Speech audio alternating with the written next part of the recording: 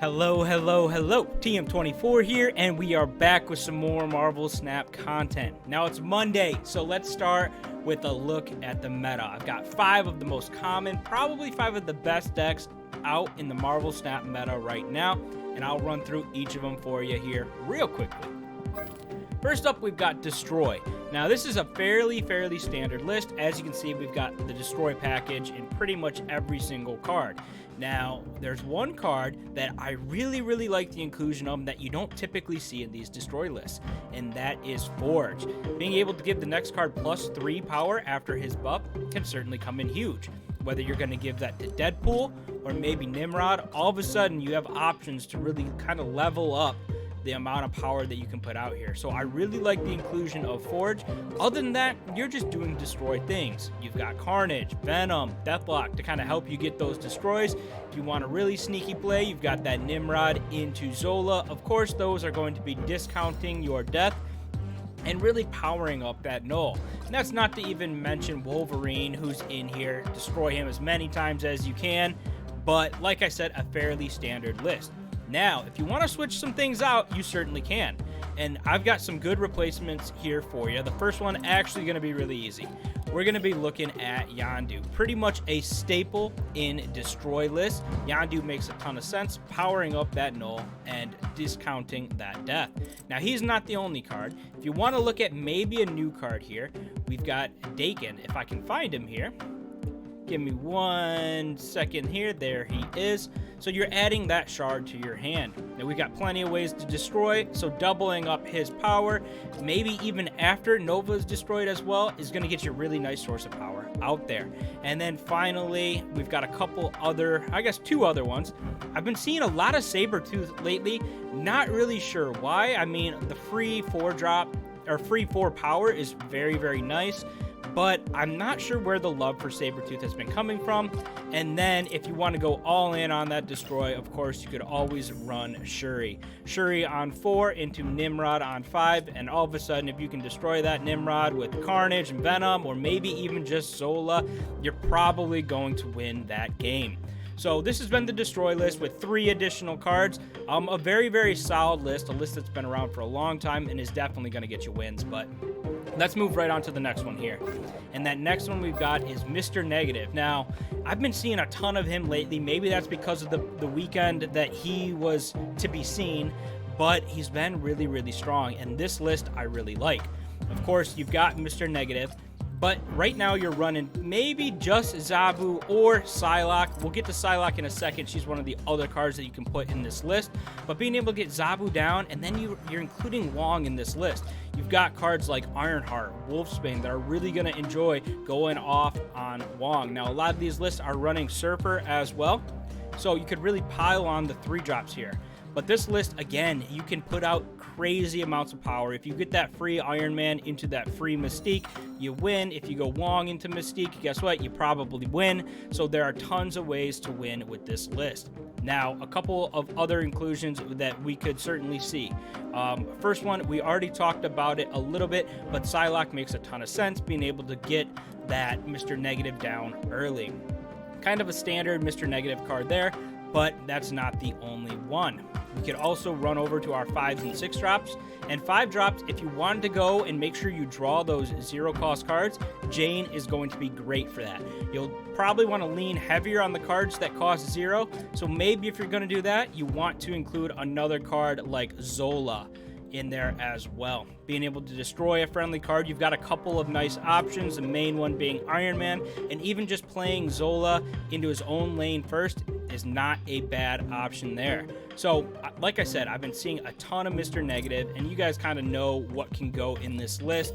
I really do like the inclusion of Surfer if you're going to have that Brood in there. So there's a few cards that you could swap in and out depending on your preferential playstyle here. Additionally, you could even go with the kind of traditional Mr. Negative, since he's finding a place in the meta right now with both of the Thors. We already talked about Jane, but if you went with Thor as well, making sure you're drawing Mjolnir to power up Thor. So again, Mr. Negative seems to be making a comeback right now. Definitely a deck to be looking out for. But let's move right on to the next one, and it's discard. But I've been seeing a lot more of the Dakin discard version here. So as you can see, it's you pop him in there, for basically what you wanted to take out. In this case, it would have been something like a Swordmaster or Gambit or maybe a Moon Knight would have been taken out for Dakin here, but I really like this list. I think it's just probably one of the most consistent. If you got Dracula and Storm in your hand, I don't know if there's a much better follow-up to Storm than Dracula, or even just storming a lane that you've already got Morbius down on, making it very tough for your opponent to get the power on that lane to really compete with you here. So pretty much a standard discard. Of course, you've got MODOK in there, getting Wolverine out for free, copies of Swarmed, and even destroying that shard to power up Dakin. Dracula will then pick either Apocalypse or Chavez, depending on which one you want to play alongside all those swarms. So again, a really consistent, strong list here, but there were a couple other cards that we just talked about. We're going to go right to the discards, and we're going to find a couple of them here. Gambit, like we said, really nice inclusion in this list, as is Swordmaster. Depending if you want to go with Dakin, if you don't, maybe you want to swap out Lady Sif, you can do that as well. So a couple of discard options, but then you probably want to have a way to answer your opponent, and Shang Chi is the way to do that. Now, the reason I really like Shang Chi in this list is if we're looking at this list, we're going to get power in the form of Morbius, Dakin, Dracula, and then Apocalypse and a couple of free swarms, right? If you don't hit Dracula, then you're going to be missing a large part of your portion, and portion of your power. So, what's one way to combat that? Even get power out there in another source, or take away your opponent's power, and Shang-Chi is great for that, fitting really nicely into that floor slot. So, if you're missing out on a big portion of your power, adding Shang-Chi to take away some of theirs is a good option to do that. But that's discard. Again, a very standard list, but let's move right on to the next one. Actually, this is probably one of my favorite lists on this list. But moving right on to the next one, we've got all these 3-drops that are making an appearance again. Dakin has really helped give this list that ability to go tall as opposed to wide. Going with those 3-drops, you have options, right? You can try and take away some of their power, deny some of it while boosting your own, but it really didn't seem to have the ability to go tall. So including a card like Maximus and now Dakin being able to double up his power gives you that option. Additionally, this list that I'm seeing is including something like Absorbing Man. Following Absorbing Man up with Brood, all of a sudden you've got 2 lanes that are basically filled, but you don't mind because you've got something like, well, in this list, supposed to be Surfer, but you've got something like Surfer to follow it up. So in this list, I would probably take out Rogue, and Surfer would be the main inclusion, with Rogue kind of being the backup there. You've got other ways to counter what your opponent's doing. You've got a Cosmo for all those annoying on-reveal decks. It can even help you in some instances, making sure that your Maximus isn't giving your opponent more power. But being, pretty much a standard 3-drop deck, all those discounts from Sarah, extending the game thanks to Magic, can really allow you to kind of flex your game-winning plan towards the end of the game. So I really like this list in the sense that if the game goes longer, you have a better chance at winning that game. So this is probably the standard list that you could go with. Like I said, Rogue has definitely made an appearance. Additionally, following up a Storm with a Juggernaut is not a bad option. So Storm follow-ups. You got Storm, and then you could go Brood, follow it up really nicely there, or Juggernaut and just clear that lane for yourself while hopefully disrupting what your opponent's doing. But if there's any other 3-drops that you want to include, I've seen Spider-Man, I've seen Polaris, and then of course we've seen our trusty friend Shang-Chi as well. But again, a nice list that the longer you go, the better your chance of winning that game actually is going to be.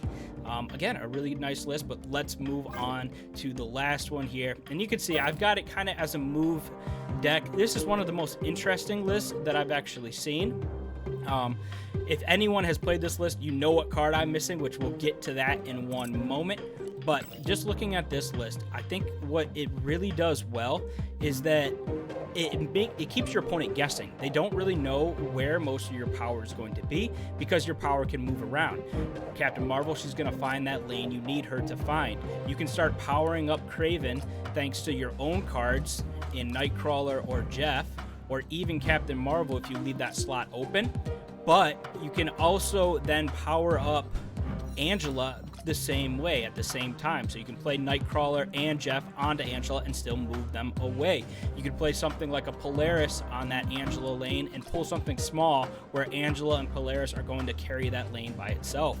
Additionally, you've got other move elements in the form of Spider-Man and Magneto. So two huge plays that you can make. If you need to go tall, Magneto is your guy.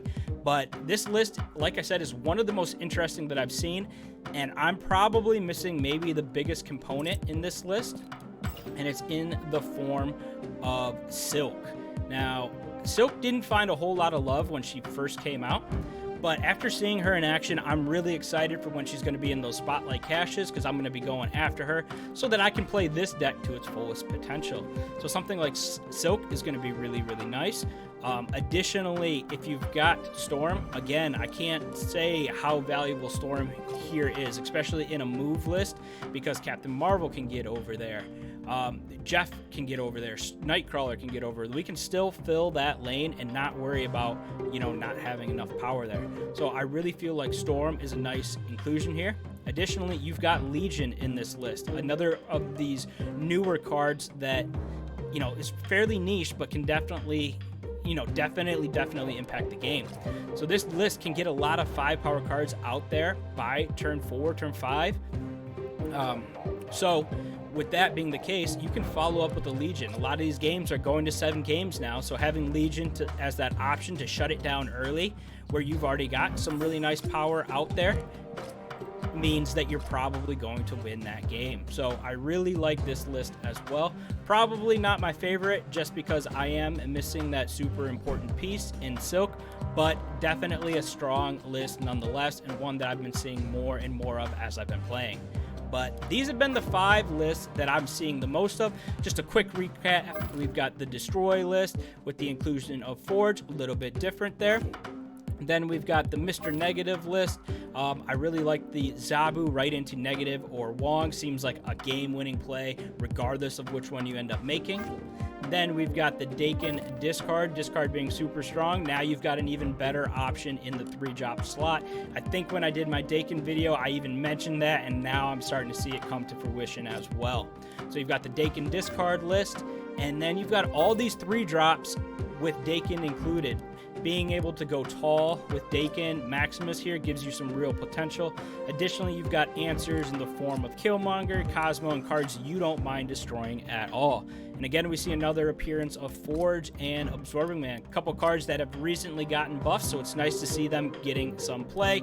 And then the final is this move list, which, like I said, I am missing probably the most important component of it. 2-5 is just really nice to have down on the board, but being, keeping your opponent guessing, potentially ending the game early, and being able to get out, 5-power cards fairly easily makes this a very, very strong list.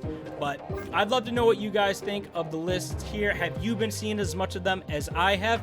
Put it in the comments below, which is your least favorite to face. And if you've hung out till now, I really do appreciate you watching the video. It really does help me out. So if you haven't subscribed or liked, now would be a good time to do that as well, and stay on the lookout for more Marvel Snap content.